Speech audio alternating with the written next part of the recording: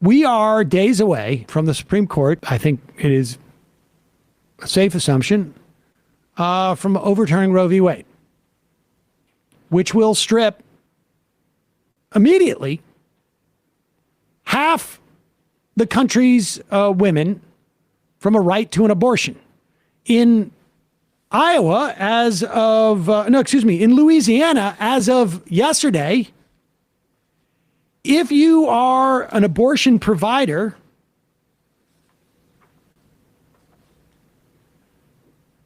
you will face a prison term of 1 to 10 years and fines between $10,000 and $100,000. If you perform an abortion on a woman, regardless of whether, or girl for that matter, whether she's been raped, whether she's a victim of incest rape, whether there's a health emergency, it has to be when the mother's life is in danger. But be clear on this. There is no test that you give a patient when they come in where it turns red if the life is in danger and it's yellow if their life is just maybe they're going to get sick. It's always something that you balance as a doctor. How big is the risk here? If there's a 10% chance that the mother's going to die, is that protecting? Is the mother's life in danger? If it's 5%? If it's 30%? If it's 40% that if she has birth, she's going to die, is that protecting life? This is the question that a doctor is being asked in a given moment. And on the other side of that is, do I want to go to jail for 1 to 10 years? Pay a fine from $10,000 to $100,000. That's the situation. So when you see women being turned away, when they have miscarriages, that's why. When you see women dying because their miscarriage hasn't passed and no doctor wants to go in and perform an extraction of that dead embryo or fetus, that's why. So you should know that's what's happening in Louisiana. This is going all around the country.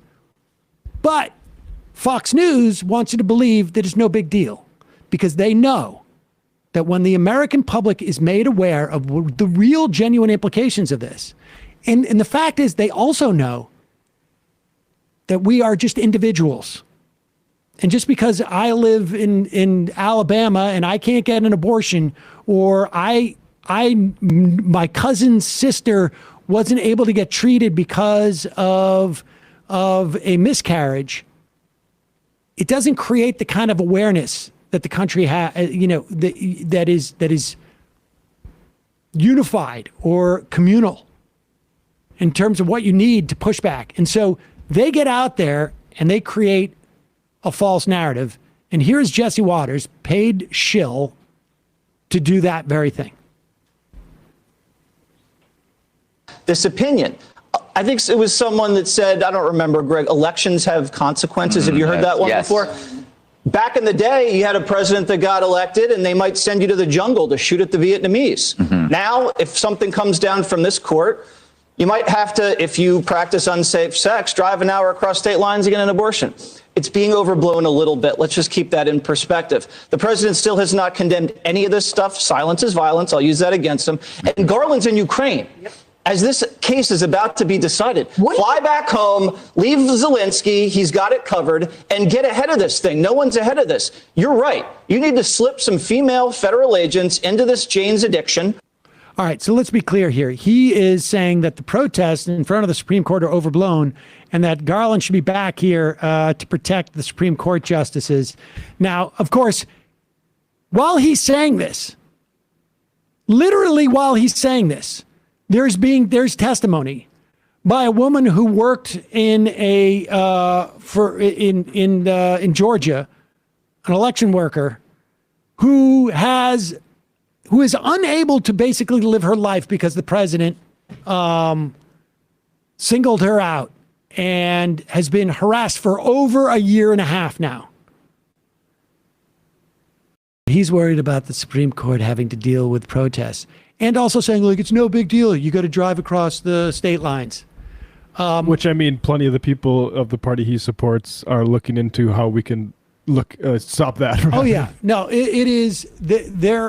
There's a lot of work they're doing here. But one is to just underplay this Roe v. Wade because they don't want people to know about it. Yes, he wants Garland to come back, not to, have any more accountability for anybody involved with January 6th, just to lock up some pro-choice protesters instead. And I just want to mention, too, Governor of Louisiana, John Bel Edwards, is a Democrat, and he signed both of those bills into law. Yep. So.